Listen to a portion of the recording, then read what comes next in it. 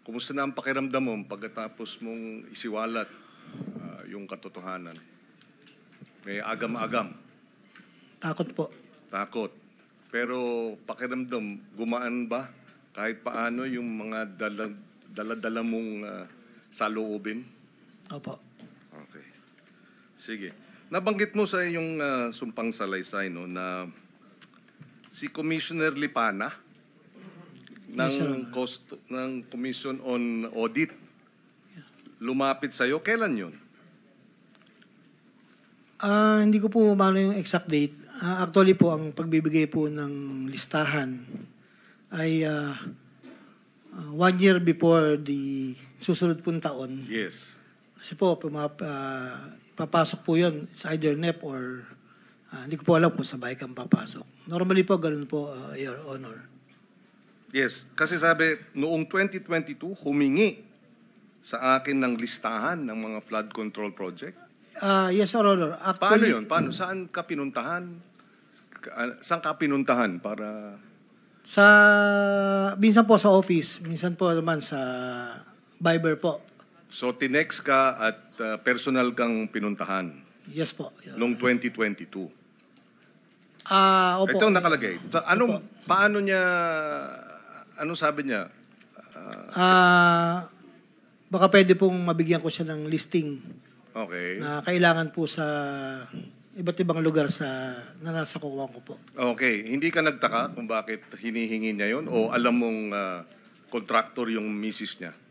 At that time po, hindi ko pa po alam na contractor yung wife niya po. Yes. Hindi ko pa po kasi nami-meet po even before that time. So dahil doon sa pagpupulong na yon, nakadagdag ng 500 million, di ba? Noong 2023, tama? Opo, yun po yung lumabas. Yes. Opo, kasi nakatag po sa akin yung listing po. Okay. Yung nag-request po. So, pero noong 2024, may lumabas na naman.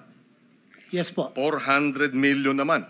Yes, Your Honor. At doon ba sa 400 million na yon, ano yun, Viber na lang ang text sa'yo ni ni Commissioner Lipana? Lagi naman pong gano'n, Your Honor. Okay. Yung ano po, informal po, title, amount.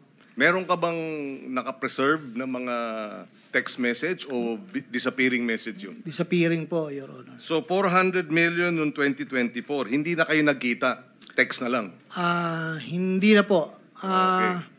Minsan lang po na papasyal siya sa office. Siguro po once or twice a year. Okay. Pag minsan po nagpapalo up lang po ng status ng mga project. Ganun. At yung 2025, meron na naman. 500 million naman. Tama? Meron po, Lumabas Your na Honor. naman. Kasi po sa record ko. At yun din, hiniling din sa'yo via text. Opo, yes, Honor. So, ang total na hiningi niya 2023, 2024, 2025 ay 1.4 billion. Yes, Your Honor. Meron bang inabot sa'yo kapalit nitong insertions na ito? Wala po, Your Honor. Sa akin po, kasi po, hindi ko na po alam kung saan niya po lalakarin yung ano na po yan. Okay. So, well, Mr. Chairman, he was I understand, he was a incumbent commissioner ng Commission on Audit, hindi ba? Tama ba yun na yung, palagay mo, yung Commission on Audit na commissioner, lumalako ng flood control project sa inyo na sa district sa Bulacan? Tama ba yun sa palagay mo? Hindi po. Dahil kayo ay no-audit ng COA, hindi ba? Yes, Your Honor. Yes. So, paano magiging maayos ang audit kung mayroong hinihiling na proyekto sa inyo, hindi ba? Your Honor, yung hinihiling na po, yung listahan po, ano po? Yes, yes. Hindi po yung proyekto. Yung proyekto po, sila na po yung... Yes, pero dahil dun sa yung pakiwari, dahil nga nagpa-follow up siya sa iyo, taon-taon yun, di ba? Yes po, Your Honor. At mayroong lumalabas dun sa mga hinihingi niyang flood control na mga listahan.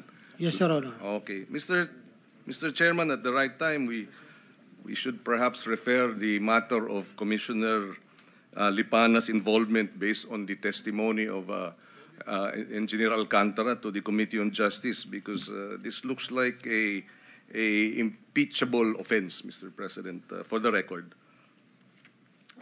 Committee on Justice of the Senate. Of the Your Senate. Honor. Mr. Noted. Thank you, Mr. Chairman. Doon sa usapin ninyo ni Mr. Yusek Bernardo, sabi ninyo, merong noong number 11 ng iyong affidavit, noong 2024, kabuang pondo, 3.3 billion, na ipababa ni Yusek Bernardo sa aking muling nagpatuloy ang 25% proponent na bayad sa proponent ng mga proyektong ito. Sino yung mga proponent? Hindi po ako knowledgeable po. Basta siya lang po yung kausap ko, Your Honor. So ang sinabi lang sa'yo, yung 25% mapupunta sa mga proponent, pero hindi binanggit kung sino? Yes, Your Honor. So, iba pa itong 25% para kay Yusek Bernardo at mga proponent. Yung kay Zaldico naman na sinasabi mong 25%, hiwalay na mga proyekto yun. Hiwalay po, Your Honor. Okay, so may sariling mga proyekto na flood control si Yusek Bernardo na may 25% sa mga proponent.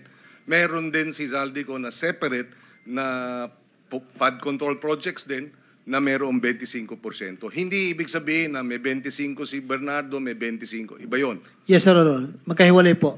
Okay, so maliwanag. Itong kay Yusek Bernardo na number 12, yung kay dating Senador Bong Revilla, sabi nyo, wala kang binanggit dito na kanino binigay. Meron kang binanggit na binigay sa bahay ni Bernardo o kaya sa Diamond Hotel, sa bahay ni... Dito wala. Kanino mo binigay yung 90 million ba? 25%. Lahat po yun kay Yusek Bernardo. So Your siya ang Honor. tumanggap. Yes, Honor. Okay. Hindi po siya. Your Honor, liwanagin ko lang po. Okay. Every time po kasi na kailangan na pong dalhin, it's either po inuutos ko doon sa driver ko or may pagkakataon naman po na yung chief of staff ko inuutusan ko. Siya na po naghahanap ng driver. Papunta po doon sa kung saan po yung pag-usapang lugar. Your Honor. Okay. Malaking halaga ito total, no? Nakailang bigay ka direkta kay Yusek Bernardo at nakailang driver mo naman ang nag-deliver? Wala po akong direkta sa kanya. Okay. Kasi po, nangyayari po dyan, yung, hindi naman po buuan lagi yan, Your Honor. May sinasabi ko nga po na may pauna, may pangkumpleto po pag lumabas na po yung GAA. So nahahati po yung pagbibigay dyan, Your Honor. Pag po magdi-deliver, either po yung driver ko or minsan po yung chief of staff ko, pinahanap ko po ng magdadala. At dinadala sa iba-ibang lugar? Yes, Your Honor. Hindi ko na po alam kung ano yung napagkasundoan ng lugar. So anong estima mo? Doon sa 3 taon, ilang beses kang nagdi-deliver? Senator Pangilinan, kindly wind Yes, up. yes. Your 5 minutes up. Yes. Sasagutin ko po, Your Honor. Go ahead, go ahead. Your Honor, iba-iba pong lugar ang pagkakaalam ko. Wala pong fix. Na nakakaalam po talaga yung... Hindi, yung number lang. Normally, sir, ano yan? Every week? No, Hindi sir. naman. Every Hindi month? naman po. Depende po kung naipon na po yung kabuuan para makompleto. Kaya malakihan, bultuhan, ano? Nahati po kasi sa dalawa, Your Honor. Okay. I will go Thank to